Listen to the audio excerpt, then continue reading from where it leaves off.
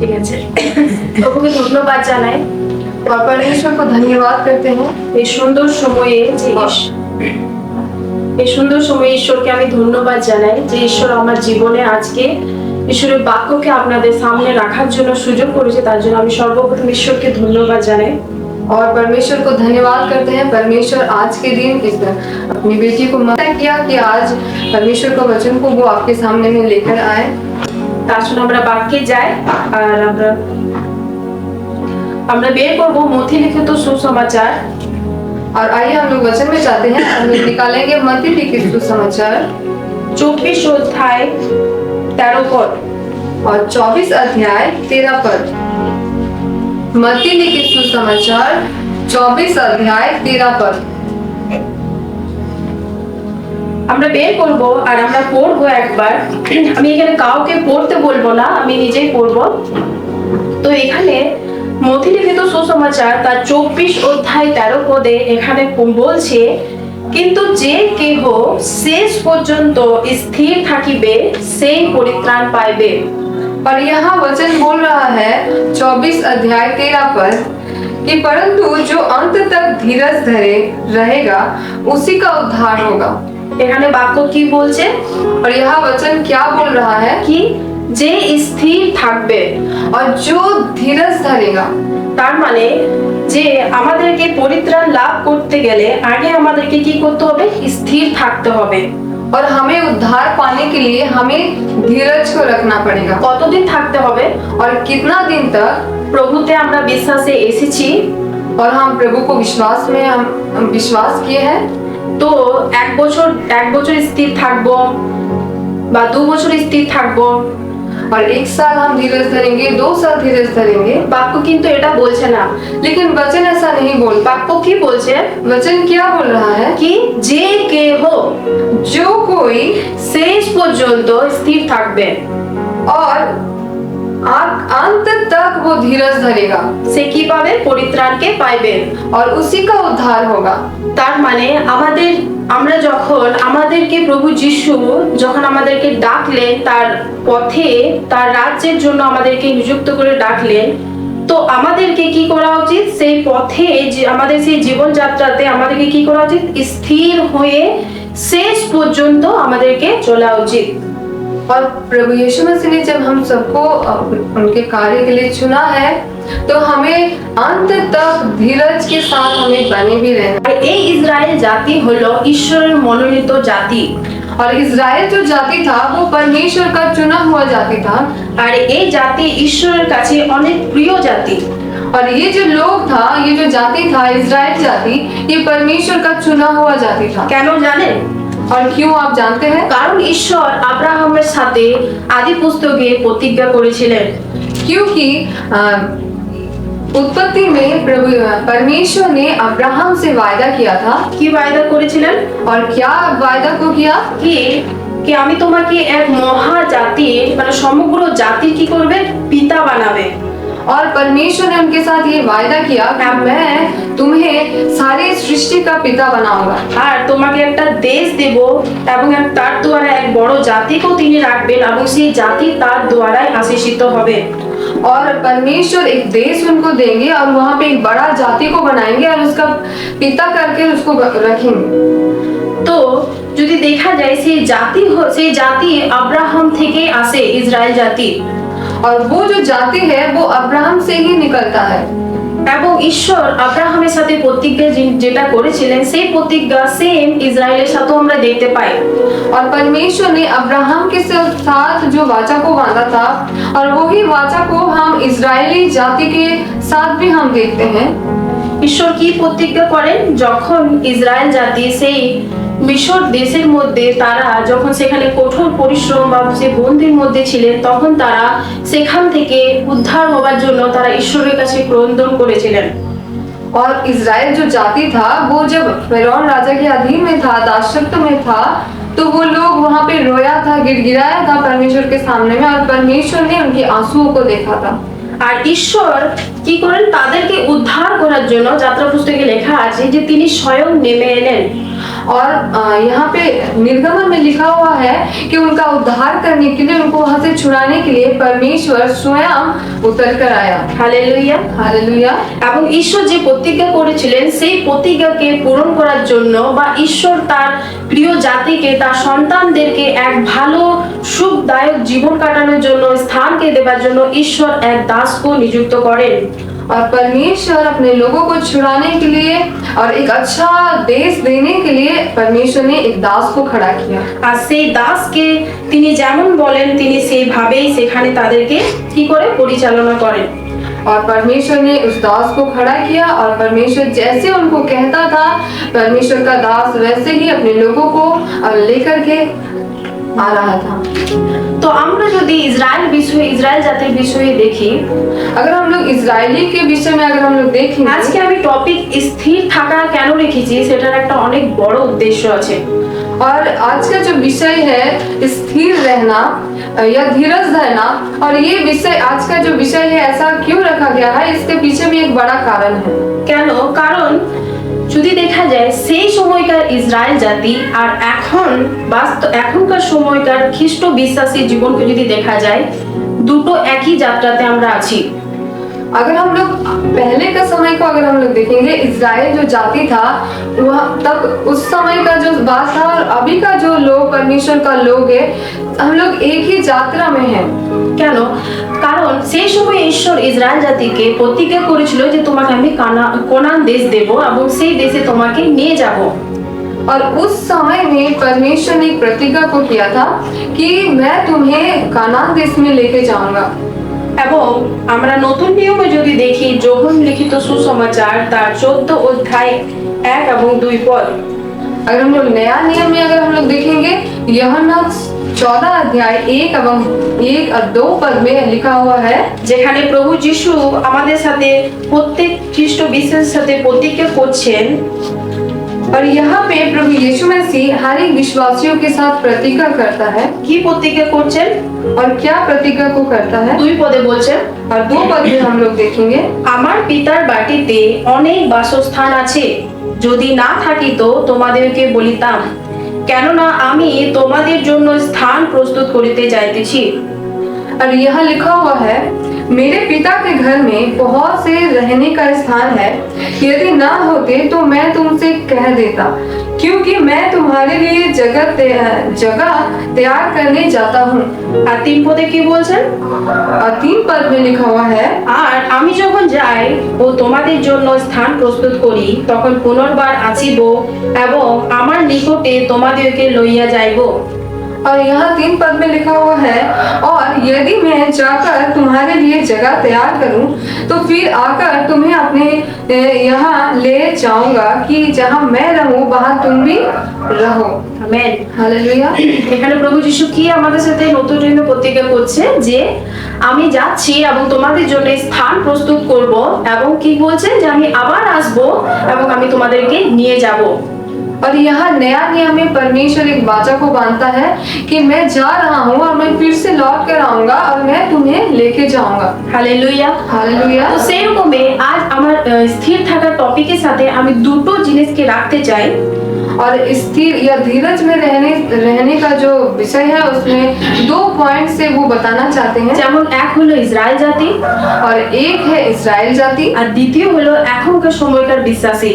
और 2 नंबर है अभी का समय का विश्वासी। যদি দেখা যায় সেই সময় যে ইসরায়েল জাতি ছিল, अगर हम लोग देखेंगे उस समय जो इजराइल जाति थे, তাদেরকে যখন সেই মিশর দেশ থেকে যখন বের করছিলেন, और जब मिस्री देश से जब उनको निकाल रहा था, ঈশ্বর এমন কি সেখানে কার্যকে দেখায়নি। और परमेश्वर ने ऐसा कौन सा ऐसा काम था कि वो उस समय में उन्होंने नहीं दिखाया। কিন্তু আমি সেটা বলতে চাই না, আমি তাদের যাত্রার বিষয়ে বলতে চাই। लेकिन उस विषय में अभी नहीं बोला जाएगा, लेकिन वहाँ का जो रास्ता था, उसका बीच का जो सफर था, उस विषय में हम लोग बात करेंगे। তো যদি দেখা যায় যে ইসরায়েল জাতি যখন সেই মিশর দেশ থেকে বের হয়, और इजराइल जो जाति था जब वो लोग मिस्र से निकल रहा था, তখন সেখানে যখন প্রথম তারা যখন সুপ সাগরের আগে ছিলেন, যখন সমুদ্র তারা যখন পার হয়নি, और वो लोग सागर के किनारे थे जब सागर को पार नहीं किए थे, তখনই তারা তার দাসের ঈশ্বরের দাসের কাছে তারা কি করে, বচসা করে তার বিরুদ্ধে, ঈশ্বরের বিরুদ্ধে কথাকে বলে, কি বলে যে আর তাহারা মোশিকে কহিল, মিশরে কব্বর নাই বলিয়া তুমি কি আমাদিগকে লইয়া আসিলে যেন আমরা প্রান্তরে মরিয়া যাই। যাত্রা পুস্তক তার 14 অধ্যায় 11 পদ। और हम लोग देखेंगे निर्गमन 14 अध्याय 11 पद। নিজের লাইনে বলছে কি তুমি আমাদের সহিত এ কেমন ব্যবহার করিলে, কেন আমাদেরকে মিশর হইতে বাহির করিলে। और यहाँ वचन बोल रहा है, और वे मूसा से कहने लगे, क्या मिस्र में कब्रें नहीं थी जो तू हमको वहां से मरने के लिए जंगल में ले आया? तूने हमसे ये क्या किया कि हमको मिस्र से निकाल लाया? হালেলুয়া। हालेलुया। এখানে একটা খুবই মানে ইন্টারেস্টিং একটা কথা, সেটা হলো যে তারা আগে ঈশ্বরের কত মহান কাজকে দেখলো, যে ঈশ্বর তাদেরকে, তারা সেখানে বিগত সে মিশর দেশে কমসে কম 430 বছর সেখানে তারা কাটিয়েছে কষ্টের মধ্যে। और हम लोग देखेंगे जो इज़राइल जाति था उनके दासत्व के मतलब जो उनका समय काल था वो 400 से 450 साल था। और वहां से जब इतना सारा कार्य परमेश्वर ने उनके जीवन में किया और इन सारे काम को करने के बाद जब परमेश्वर वहां से उनको निकाल रहा था तो लोग उनके विरुद्ध में, उनके दास के विरुद्ध में बातें कर रहा था। যাত্রা পুস্তক তার 12 অধ্যায় 40 পদে আপনারা বাড়িতে পড়ে নেবেন যে তারা কত বছর সেখানে বাস করেছিল মিশর দেশে। और यहाँ पे निर्गमन 12 अध्याय 40 पद में लिखा हुआ है, आप घर में अच्छे से पढ़ सकते हैं कि कितने साल तक इस्राएली जो जाति था वो मिस्र के अधीन में था। আর সেই গোলাম থেকে ঈশ্বর তাদেরকে এত মহান কাজকে দেখিয়ে বের করে নেওয়া সত্ত্বেও তারা এখানেও এসো কিন্তু সে মোশিকে তারা বলছে কি মিশর দেশে কি কব্বর ছিল না যে তুমি আমাদেরকে প্রান্তে মরিবার জন্য তুমি নিয়ে এলে। और इतना सारा काम देखने के बाद भी जब परमेश्वर अपने दास के द्वारा अपने लोगों को उस गुलामी से छुड़ाया, तब परमेश्वर के जो लोग थे वो उनके दास के विरुद्ध में बात कर रहा है कि वहाँ पे कब्र नहीं थे कि तुम यहाँ पे आज हमें लेकर आया है इस जंगल में। এবং যাত্রা পুস্তক 15 অধ্যায় 22 থেকে যদি আমরা 25 পদকে দেখি, সেখানেও এক অদ্ভুত আমরা সেখানেও এক দৃশ্যকে দেখতে পাই। और निर्गमन 15 अध्याय 22 से 25 पद अगर हम लोग देखेंगे, यहाँ पर भी एक बहुत बड़ा कार्य है। তার আগে যদি দেখি 14 অধ্যায়ে 21 পদে যেমন 11 নম্বরে তারা প্রশ্ন করছিল মোশিকে কি আমাদের কি কব্বর দেওয়ার জন্য কি মিশরে জায়গা ছিল না, সেই প্রশ্ন করার পরও কিন্তু ঈশ্বর তাদেরকে মহান কাজকে দেখা কি সেই সমুদ্রকে কি করে ঈশ্বর ভাগ করে, মুসাকে আজ্ঞা দেয় ঈশ্বর কি তুমি কি করো, হাতকে বিস্তার করো। और 11 अध्याय में जो परमेश्वर ने कार्य किया और फिर उसके बाद भी हम लोग देखते हैं परमेश्वर ने मूसा को एक लाठी दिया और उस लाठी को बोला कि अपने हाथ को बड़ा समुद्र में, और लाल समुद्र हम लोग देखते हैं वचन में लिखा हुआ है कि वो लाल समुद्र 2 भाग हो गया। এখানে সমুদ্র দুভাগ হওয়া একটা কোনো ছোট বিষয় নয়। और यहाँ पे जो समुद्र, लाल समुद्र जो 2 भाग होना, ये एक छोटा सा विषय नहीं है। কেন বলছি, কারণ আমরা যদি দেখি যে সব থেকে যদি আমাদের এই পৃথিবীতে যদি কোনো জায়গায় জল আছে সেটা হলো সব থেকে সমুদ্রতে। अगर हम लोग देखेंगे इस पृथ्वी में, पूरे संसार में अगर ज्यादा पानी है तो वो है समुद्र। তো কত এখানে আশ্চর্য বিষয়, সে ইসরায়েল জাতি কত সুন্দর ঈশ্বরের মহান কার্যকে দেখলো যে সমুদ্র তাদের চোখের সামনে 2 ভাগ হয়ে গেল এবং প্রাচীরের সমান তারা দাঁড়িয়ে গেল এবং সেই ভেজা রাস্তা শুকনো হয়ে গেল। বাক্য বলছে और वचन बोल रहा है कि वो जो समुद्र था वो 2 भाग हो गया और 2 भाग होने के बाद दोनों तरफ पाचील के न्याय खड़ा हो गया और जो भीगा हुआ था वो सूख गया। এবং কি হয়, সেই শুকনো রাস্তা ইসরায়েল জাতি সুরক্ষা পূর্বক সেখান দিয়ে পার হয়। और वो जो रास्ता परमेश्वर ने बनाया और उस रास्ते से परमेश्वर का जो लोग इजराइल जाते थे वो सुरक्षित रीति से वहां से निकल गए। এবং যে তাদের যে শত্রু ছিলেন, যে ফোরন রাজা এবং তার সেনা, সেইখানে তাদের সবকিছু শেষ হয়ে যায় সেই সমুদ্রতে। और उनका जो विरोधी जो फौरौन का जो सेना था वो भी उनका पीछे में आने लगा उनको पकड़ने के लिए, लेकिन वो उस समुद्र में गिरकर वो सब खत्म हो गए। হালেলুয়া। हालेलुया। এবং সেই রকমই যদি আমরা তার যাত্রা পুস্তক 15 অধ্যায় 22 থেকে 25 পদকে যদি দেখি, এটা পড়বো না, কিন্তু সেখানেও তারা যখন সুপ সাগর পার হয়ে যখন তারা সুর প্রান্ততে গমন করছিলেন, সেই সময়ে তাদের পিপাসা পায় এবং সেখানে জল খাবার জন্য কিন্তু এক মিষ্টি জল ছিল না, সেখানে জল ছিল কিন্তু সেই জলটাও তিক্ততা, মানে তিতা ছিল জলটা। और जब वो लोग समुद्र को पार कर रहा था और वहां पर लाल समुद्र जब दो भाग हो गया, उसके बाद वो लोग जब समुद्र को पार किया और पार करने के बाद वहां पे जब एक जंगल में वो लोग पहुंचा और वहां पे कोई पानी नहीं था और मीठा पानी नहीं था, पानी था लेकिन बहुत ही खराब पानी था जो पीने का लायक नहीं था, लेकिन वहां पर भी परमेश्वर ने मीठा पानी का इंतजाम किया। হালেলুয়া। हालेलुया। সেখানেও যদি দেখা যায় ঈশ্বর একই করে তার দাসকে বলে যে তুমি একটা গাছকে দেখায় এবং সেই গাছকে জলের মধ্যে দিতে বলে আর সেই জল মিষ্টি হয়ে যায়।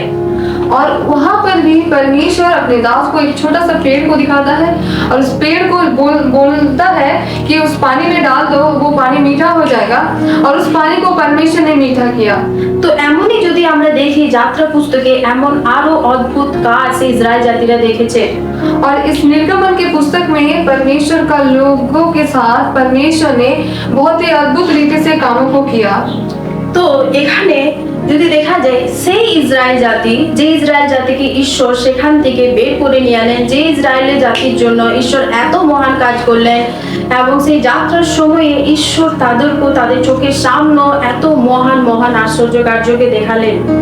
और परमेश्वर जो अपने लोगों के लिए इतना कुछ किया, उस दासत्व से गुलामी से छुड़ाया, और उसका जो सफर था उसके बीच में भी परमेश्वर ने अद्भुत अद्भुत काम उनके जीवन में किया। হালেলুয়া। हालेलुया। এবং যদি দেখা যায় যে সেই যাত্রার সময়ে আমরা যদি বাইবেল থেকে দেখি যে সেখানে যত লোক ছিল সম্পূর্ণ রীতিতে কেউ কিন্তু সেই কোনান দেশে পৌঁছতে পারেনি, মাত্র কিছু জন ছিল যে তারা সেই প্রতিজ্ঞা দেশে পৌঁছেছিল। और उस यात्रा में जितने भी लोग था उन सब लोग उस कानान देश में नहीं प्रवेश किया, बल्कि कुछ ही जन थे जो उस देश में प्रवेश किया যেমন था। জিহোশু, কালেব, और उसमें से कुछ थे जैसे योसू, काले। এমন যদি দেখা যায় যে अगर हम लोग देखेंगे খুব একটা আশ্চর্যজনক বিষয় যে প্রভু, মহান প্রভু, সেই যাত্রায় সে যে মালিক, আমাদের স্বর্গ পৃথিবীর মালিক, তিনি তাদের সাথে আছেন। এবং যদি দেখি যে এত সেই যদি বাইবেলের এরকম আছে যে সেই যাত্রা নাকি কিছু দিনের ছিল, কিন্তু তাদের অবিশ্বাস, তাদের কুড়কুড়াহাট, তারা ঈশ্বরের প্রতি নির্ভর না হওয়াতে সেই রাস্তা বিগত 40 বছর হয়ে দাঁড়ায় এবং তারা সেই মরুভূমি প্রান্ততে 40 বছরই তারা ঘুরে বেড়াতে থাকে। और वचन कहता है वो जो सफर उनका था वो 40 दिन का था, लेकिन वो अपने ही गलती के कारण, अपने कुड़कुड़ाहट के कारण 40 दिन का जो रास्ता था वो 40 साल हो गया था। এবং দ্বিতীয় বিবরণ তার 8 অধ্যায় যদি আমরা 4 পদকে দেখি, তো সেখানে লেখা আছে যে তারা যে মরুভূমিতে 40 বছর ভ্রমণ করেছিল, তারা গমন করেছিল, ঘুরে বেরিয়েছিল, তাদের বস্ত্র নাকি ছিঁড়ে নেয় এবং তাদের পা পর্যন্ত ফুলে নেয়। और यहाँ पे व्यवस्था विवरण 8 अध्याय 4 पद में लिखा हुआ है, और उस सफर में जो लोग पाए जाते थे, उस सफर में जो लोग थे उनका 40 साल तक ना ही उनका चप्पल मतलब फटा था और ना ही उनका कपड़ा में कुछ खरोच आया था, जैसा कि वैसा ही उनका था। स्थिर रहना। শুধু আমি এখানে বলবো না যে নিজের পরিস্থিতিতে, নিজের জীবনে, নিজের কাজে স্থির থাকো, और यहाँ पे सिर्फ अपने काम में या अपनी परिस्थितियों में स्थिर नहीं रहना है, কিন্তু আমাদেরকে সেই ইসরায়েল জাতি থেকে শেখা দরকার এবং আমাদেরকে সম্পূর্ণ রীতিতে মন ফিরে প্রভু যিশুতে স্থির থাকা দরকার। और उस इजराइल जाति से हमें सीखना है और संपूर्ण रीति से प्रभु में विश्वासी होकर खड़ा रहना है। হালেলুয়া। हालेलुया। কেন বলছি? কারণ যখন আমরা খ্রিস্টতে যখন আমরা থাকি, তখন আমাদের জীবনে আমাদেরকে তাড়নার সম্মুখীন হতে হবে, কষ্টের সম্মুখীন হতে হবে, নানা রকম পরিস্থিতির সম্মুখীন হতে হবে। क्यों क्यों ऐसा बोला जा रहा है? क्योंकि जब हम लोग विश्वास में आते हैं तब हमें बहुत प्रकार की ताड़ना, निंदा और बहुत सारे ऐसे बातों का सामना हमें करना पड़ता है। কেন হতে হবে জানেন? और क्यों ऐसा करना पड़ता है आप जानते हैं? কারণ আমরা যে ঈশ্বরের পেছনে চলছি, সেই ঈশ্বরই নিজেই দুঃখকে উঠিয়েছেন। क्योंकि जिस परमेश्वर के पीछे हम लोग चल रहे हैं, जिन परमेश्वर के पीछे हम चल रहे हैं, वो उस परमेश्वर ने उस दुखों को उठाया है। যখন আমরা সেই ঈশ্বরের পেছনে চলছি বা যখন আমরা যেদিন থেকে বিশ্বাসে আমরা আসি, তো আমাদের জীবনও সেরকম সেই পথ দিয়ে আমাদেরকে যেতে হয়। और जब से हम विश्वास में आते हैं ठीक उसी तरह से हमें उसी रास्ते से होकर जाना पड़ता है। এখানে কোনো বিশ্বাসী বলতে পারবেন না বা কেউ আমরা এখনো বা আগেও বলতে পারবো না যে আমরা যিশুতে এলাম মানে আমাদের সব সমস্যা শেষ। और कोई भी विश्वासी या हम सब कभी भी ऐसा नहीं बोल सकते हैं कि हम प्रभु में आ गए हैं तो हमारा सारा समस्या खत्म। এটা ভুল। যখন আমাদেরকে প্রভু যিশু ডাকলেন, और जब प्रभु यीशु मसीह हमें बुलाया সেই দিনকার স্টার্টিং और उस दिन से আর স্বর্গে যাওয়ার আমাদের জার্নি, उस दिन से लेकर स्वर्ग तक हमारा जो जाने का जो यात्रा है আর সেই যাওয়ার রাস্তা হলো একমাত্র প্রভু যিশু। और वहां तक पहुंचने का जो रास्ता है या मार्ग है वो एकमात्र प्रभु यीशु मसीह है। যা যোহন তার 4 অধ্যায় 6 পদ বলছে। और यूहन्ना 4 अध्याय 14 अध्याय 6 पद में ऐसा कहता है। 14 অধ্যায় 6 পদ বলছেন যে যিশু তাহাকে বলিলেন और यहाँ बोल रहा है कि यीशु मसीह उनसे कहा কি আমি পথ ও সত্য ও জীবন, আমাদিয়া না আসিলে কেহ পিতার নিকটে আসে না। और वचन बोल रहा है मैं ही मार्ग सत्य और जीवन हूँ, मेरे बिना मेरे द्वारा कोई पिता के पास नहीं पहुँच सकता। এখানে আমার একটা প্রশ্ন প্রত্যেককে, और यहाँ पे एक प्रश्न है सबसे, কি আমরাও কি মনোনীত জাতি আছি? क्या हम सब चुने हुए जाति हैं? হ্যাঁ কি না? हाँ या ना? আমি যদি বলি বাইবেল থেকে, তো হ্যাঁ। अगर बाइबल से अगर हम लोग कहेंगे तो हम लोग बोल सकते हैं कि हाँ। এফেসীয় তার 1 অধ্যায় 4 পদে যদি আমরা দেখি, और इफिसियो 1 अध्याय 4 पद में लिखा हुआ है, সেখানে বলছেন বাক্য और यहाँ पे वचन बोल रहा है কি, কারণ তিনি জগৎ পতনের পূর্বে খ্রিস্টে আমাদেরকে মনোনীত করিয়াছিলেন। এখানে যদি বাক্য দেখি আমরা, যদি এখানে বলতো যে জগৎ সৃষ্টি হওয়ার আগে তিনি আমাদেরকে মনোনীত করেছে, এখানে করেছে ওয়ার্ড নাই, কিন্তু লিখেছেন করেছিলেন। और यहाँ पे बोल रहा है जैसा उसने हमें जगत की उत्पत्ति से पहले उसने उसने चुन लिया है, हम उसके निकट चुन लिया है। मतलब यहाँ पे चुनेगा या चुना है नहीं बल्कि चुन लिया है, मतलब हम लोग जो इस संसार में आने से पहले ही परमेश्वर ने हमें चुन लिया है। ঈশ্বর আমাদেরকে মনোনীত করে নিয়েছেন और परमेश्वर हमें चुन लिया है। আর যেভাবে ইসরায়েল জাতি সেই যাত্রার মধ্যে চলছিলেন, আজ আমরা এই সময়কার বিশ্বাসীরা কিন্তু সেই যাত্রার মধ্যেই নেমে আছি। और उस समय का विश्वासी जब से इजराइल जाति था वो उस यात्रा में था 40 साल तक।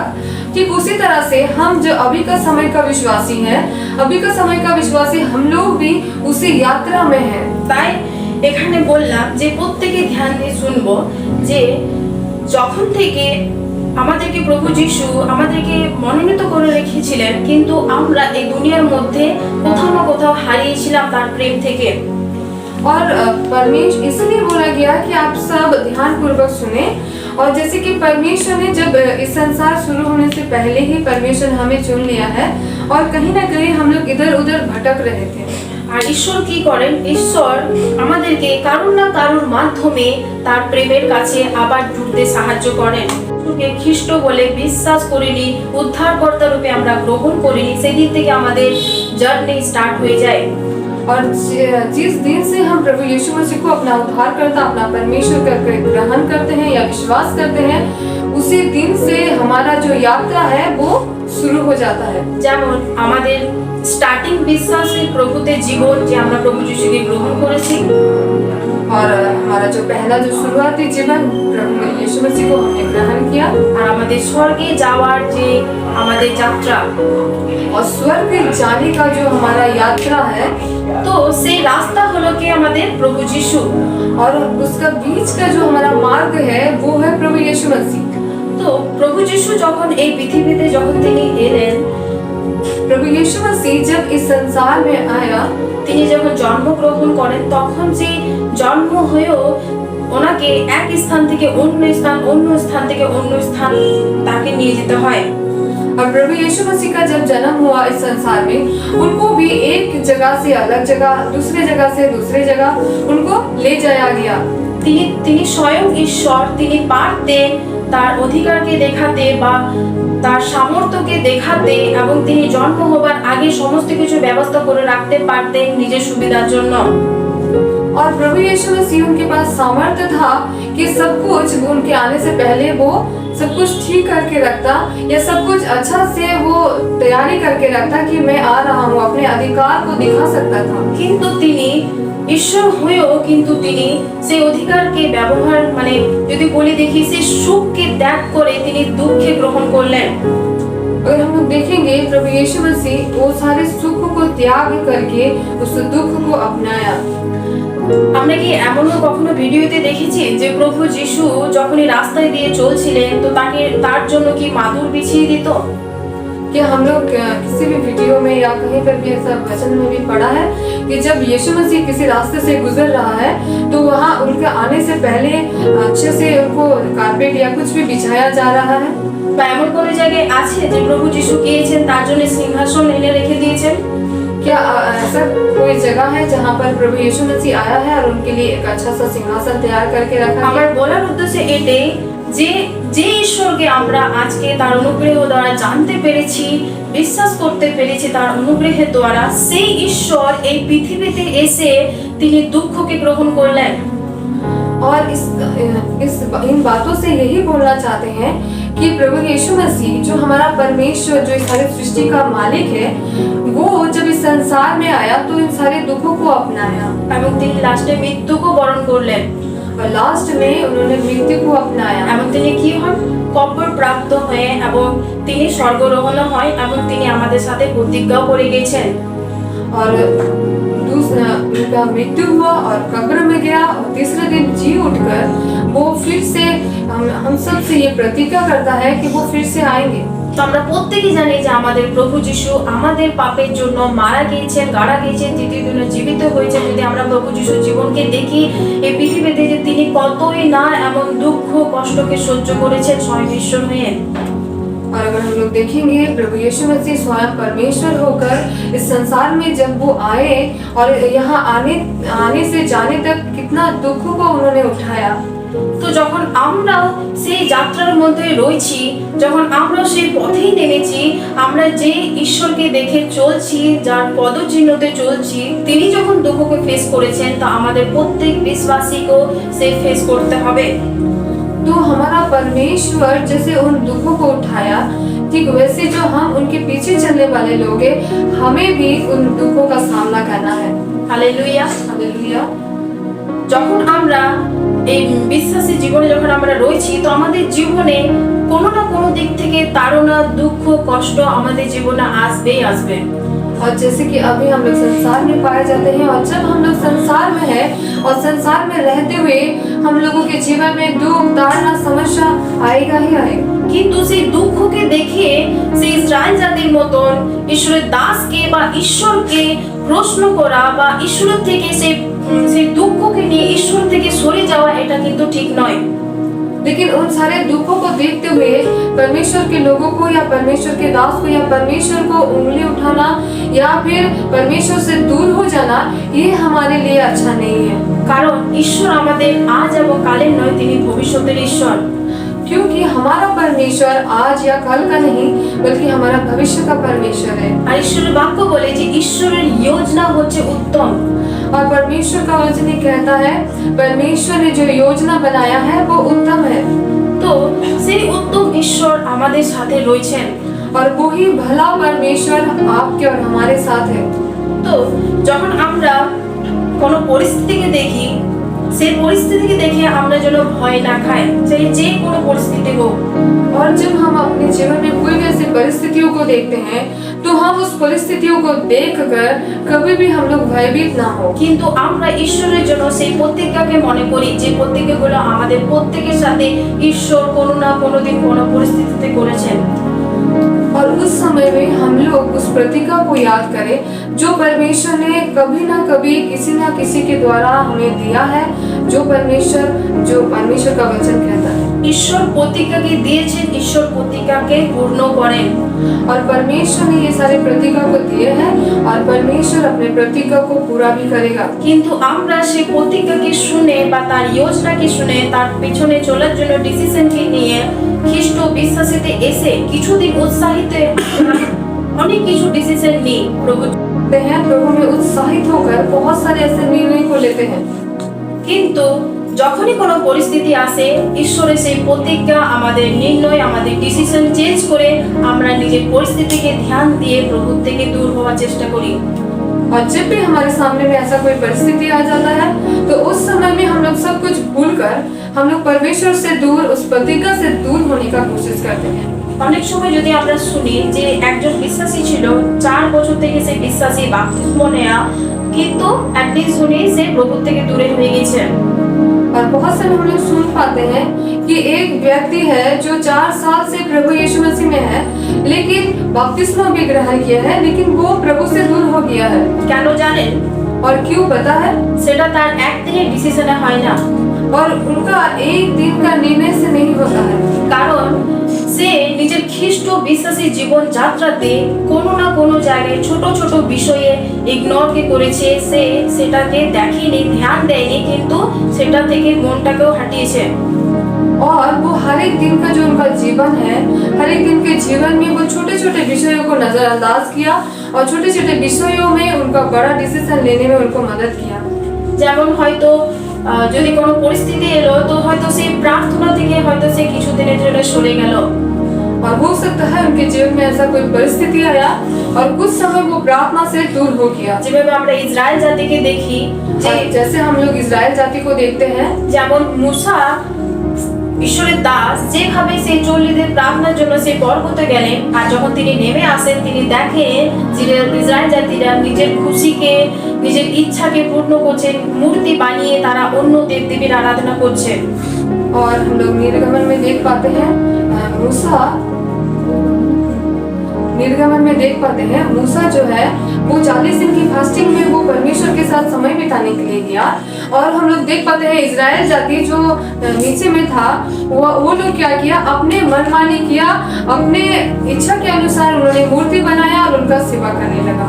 তো কোথাও না কোথাও আমরা আজ খ্রিস্টতে এসেছি, শুধু আমরা ভাবি যে প্রভু যিশুর কাছে গেলে সুস্থতা পাবো, চাঙ্গাই পাবো, কোনো জিনিসকে আমার প্রয়োজন সেটা পাবো, কিন্তু আমরা কোথাও না কোথাও ভুলে যাই যে ঈশ্বর আমাদেরকে কোথায় নিয়ে যাবে। और हम लोग परमेश्वर में आ करके हम लोग ये सोचते हैं कि हमें चंगाई मिलेगा, हमें आशीष मिलेगा, हमें ये मिलेगा, सी मिलेगा, लेकिन हम लोग भूल जाते हैं परमेश्वर আমাদেরকে প্রতিজ্ঞা করেছেন যে परमेश्वर ने हमसे प्रतिज्ञा किया है তিনি আমাদেরকে স্বর্গ নিয়ে যাবেন, कि परमेश्वर हमें स्वर्ग तक लेके जाएंगे। আর সেই স্বর্গে যাওয়ার জন্য কি এই দুনিয়ার মধ্যে যদি আমরা পড়ে থাকি, দুনিয়ার মতো যদি জীবন যাপন করি, যদি আমরা প্রভুতে এসে বাপ্তিস্ম নিয়েও যদি আবার সেই পুরনো দেবদেবীর আরাধনা করি, আমরা যা কিছু ঈশ্বরের বিরুদ্ধে যদি আমরা সেটা করি, বিশ্বাসে যদি স্থির না থাকি, তো আমরা কি সেই জায়গায় যেতে পারবো? और हम विश्वास में आकर आने के बाद भी हम लोग अगर मूर्ति पूजा में या गलत बातों में अगर हम लोग समय बिताएंगे तो क्या आपको लगता है कि आप स्वर्ग राज्य में जा पाएंगे? কেন বলছি আজকের এই বিষয়কে, और क्यों बोला जा रहा है आज का ये विषय? কারণ এই দুনিয়ার কাজ বা এই দুনিয়ার জিনিস আমাদেরকে স্বর্গে নিয়ে যেতে পারে না। क्योंकि इस संसार के काम और ये संसार के सारी चीजें हमें परमेश्वर तक नहीं लेके जा सकता। একমাত্র প্রভু যিশু নিয়ে যেতে পারে, और एकमात्र प्रभु यीशु मसीह ही है जो हमें परमेश्वर के राज्य तक लेके जा सकते हैं। তাই আমাদেরকে সব সময় নিজের বিশ্বাসকে পরখ করার প্রয়োজন আছে और इसीलिए हर समय हमें अपने विश्वास को परखना है কি আমি যেভাবে প্রথমে বিশ্বাসে স্থির ছিলাম, যেভাবে ঈশ্বরের প্রতি আমার ভোগ ছিল, প্যাস ছিল, আজও কি আমি সেরকম আছি? हमें परखना है कि पहला जो जिस दिन हम परमेश्वर में आए थे पहले जैसा हमारा जीवन था, परमेश्वर के प्रति हमारा जो भूख प्यास था, क्या आज भी है? কারণ এটা অনেক গম্ভীর সময়, কারণ এটা এখনকার সময় এটা শেষ দিন চলছে যে আমাদেরকে এক বধূর সমান তৈরি হওয়া দরকার। और ये बहुत ही महत्वपूर्ण बात है कि अभी जो हम लोग समय में जा रहे हैं, अंतिम समय चल रहा है और इस समय में हमें एक दुल्हन के न्याय हमें तैयार होना है। তাই আমাদের পরিস্থিতিকে দেখে, কারণ যদি অনেক সময় দেখি আমি যে অনেকজনকে দেখি যে মাসে একটা সপ্তাহে ভবন এলে আমাদের জন্য যথেষ্ট। और बहुत समय हम लोग देखते हैं चर्च में बहुत विश्वासी ऐसे हैं कि महीना में एक बार आने से ही चल जाएगा। এমন নয় বলছিলেন যে পরিস্থিতি নেই, পরিস্থিতি আছে, কিন্তু ঈশ্বরের থেকে যেন কিছু না থাকে জীবনে প্রথমে। और ऐसा नहीं है कि आपके जीवन में कोई ऐसी परिस्थितियां नहीं है, परिस्थितियां तो रहेंगी, लेकिन आपके जीवन में परमेश्वर से बढ़कर कोई परिस्थिति नहीं हो सकता। আমাদের ঈশ্বর যিনি পুরাতন নিয়মে আমরা মহান মহান কার্যকে দেখি, সেই ঈশ্বর আমাদের সাথে এখনো বিরাজমান। তিনি কি পারেন না আমাদের সেই পরিস্থিতি থেকে বের করতে? जो महान परमेश्वर जो हम लोग देख पाते हैं पुरातन नियम में, जो इजरायली जाति के साथ परमेश्वर ने बहुत बड़े चिन्ह चमत्कारों को किया, कि वही परमेश्वर आज हमारे साथ भी है। क्या वो ऐसा नहीं कर सकते हैं आपके जीवन में चिन्ह चमत्कार? পারবেন, और कर सकते हैं, কিন্তু আমাদেরকে সেটাতে স্থির থাকতে হবে। लेकिन हमें उसमें स्थिर रहना है। কোনো বিষয়ে আমরা যেন ঈশ্বরের আগে কোনো জিনিসকে যেন প্রথম স্থান না দিই। और हमारे जीवन में ऐसा कोई भी बात पहला स्थान अधिकार ना करे परमेश्वर को छोड़कर। কারণ বাক্য বলে যখন আমরা এক পাক ঈশ্বরের জন্য বাড়াবো, ঈশ্বরও কিন্তু আমাদের জন্য 10টা দরজা খুলবেন। और जब हम परमेश्वर के लिए एक कदम बढ़ाते हैं तो परमेश्वर भी हमारे लिए 10 द्वार को खोलते हैं। কখন খুলবে কি ঈশ্বর? যদি আমি নিজে থেকে ডিসিশন বা নিজের ইচ্ছাকে যদি আমি না রাখি ঈশ্বরের কাছে। और कब ये परमेश्वर हमारे लिए द्वार को खोलेगा? जब हम परमेश्वर के लिए कोई निर्णय ही नहीं लेंगे। অনেকের সময় অনেকে জীবনে দেখতে পায় প্রবলেমের পর প্রবলেমে চলছে। কেন জানেন? और बहुत सारे लोगों के जीवन में देखते हैं कि बहुत सारी समस्या और समस्या के ऊपर समस्या, কারণ সে ঈশ্বরের জন্য সে নির্ণয় নেয় না এক কদম বাড়ানোর জন্য। क्योंकि वो विश्वासी परमेश्वर के लिए कोई निर्णय को नहीं लेना चाहते हैं। যখনই আমরা সবকিছু ভুলে, और जब हम लोग सब कुछ भूल कर, যখন আমরা খ্রিস্ট বিশ্বাসী জীবনে রয়েছি, আমাদেরকে প্রভু যিশুর মতনই দুঃখ উঠাতে হবে। আমাদের পরিবারেরা আমাদের এগেইনস্টে দাঁড়াতে পারে, বিরুদ্ধে দাঁড়াতে পারে, আমাদের প্রতিবাসী, আমাদের গ্রামের লোক। और जब हम प्रभु यीशु मसीह के लिए खड़े होंगे, हो सकता है हमारा परिवार, हमारा आसपास के लोग या हमारे समाज के लोग हमारे विरुद्ध खड़े होंगे, কিন্তু আমাদেরকে ঈশ্বরের জন্য দাঁড়ানো দরকার। लेकिन फिर भी हमें परमेश्वर के लिए खड़ा होने की जरूरत কিন্তু है। ঈশ্বরের বাক্য বলে প্রথম করিন্থীয় তার 10:13 যে ঈশ্বর বলছেন যে পরীক্ষার সাথে সাথে ঈশ্বর আমাদের জন্য রক্ষার পথও বের করে দেন। पहला कोरिन्थियो 10:13 पद में बोल रहा है कि परमेश्वर हमारे लिए परीक्षा के समय में हमारे लिए रास्ते को भी खोल के रखता है। তাই আমাদেরকে প্রত্যেকদিন আমাদের জীবনে বিশ্বাসের জীবনকে আমাদেরকে পরখ করা দরকার। और इसीलिए हर एक विश्वासियों का जीवन में हमें विश्वास की परख करने की जरूरत है। কারণ বাক্যে যদি আমরা দেখি, আবার আমরা লাস্ট বাক্যের মধ্যে ফিরে যাব, মথি 24:12 পদ। और हम लोग फिर से उसी वचन में हम लोग जाएंगे, मत्ती 24:12 पद। সেখানে বলছে যে মতধর্মের বৃদ্ধি অধিকাংশ লোকের প্রেম শীতল হইয়া যাবে। 24:12। और यहाँ वचन बोल रहा है अधर्म के बढ़ने से बहुतों का जो प्रेम है वो ठंडा पड़ जाएगा। তো আমাদের জন্য সেই প্রেমকে ঈশ্বরের প্রতি জন্য আসে বিশ্বাসকে যেন আমরা ঠান্ডা হতে না দিই। और वैसे ही हमारा जो प्रेम है और परमेश्वर के प्रति हमारा जो विश्वास है उसे हमें ठंडा नहीं पड़ने देना। আমাদের বিশ্বাসী জীবনকে প্রত্যেক দিন এইভাবে বাঁচা দরকার যে হয়তো যে ঈশ্বর প্রত্যেকের করেছেন হয়তো তিনি আজও আসতে পারেন। और हमें हर एक विश्वासियों को इसी आशा से जीना चाहिए कि वो महान परमेश्वर जिन्होंने वायदा किया है हो सकता है कि वो आज ही आ जाए। তাই আমাদেরকে সেই 24 অধ্যায়ে এখানে 2 দাসের বিষয় লেখা আছে যেন আমরা সেরকম ভাবে জীবনযাপন না করি যে হ্যাঁ প্রভু যিশু আসার তো লেট আছে বা লেট হবে, আমার নিজের জীবনকে নিজের হিসাবে যাপন করি, যেন আমরা সেরকম না করি, কিন্তু আমাদের এক বিশ্বাসী হওয়ার নাতে বিশ্বাসী জীবনকে যেন প্রত্যেক দিন এক সেই বধূর ন্যায় তৈরির সাথে এবং নিজের বিশ্বাসকে প্রত্যেক দিন পরখ করে থাকা স্থির দরকার।